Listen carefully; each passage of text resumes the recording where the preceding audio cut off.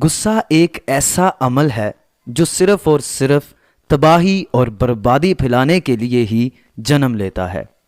کوشش آخری سانس تک کرنی چاہیے۔ منزل ملے یا تجربہ، دونوں ہی نایاب ہیں۔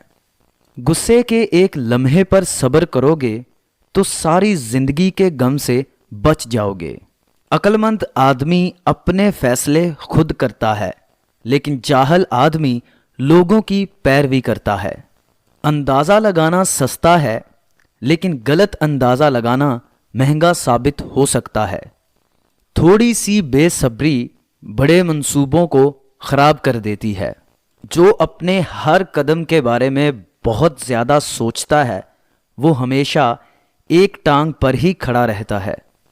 انسان کا اصل چہرہ وہ نہیں جو دوسروں کو دکھائی دیتا ہے، دراصل اس کا اصل روپ اس کی سوچ میں ہوتا ہے۔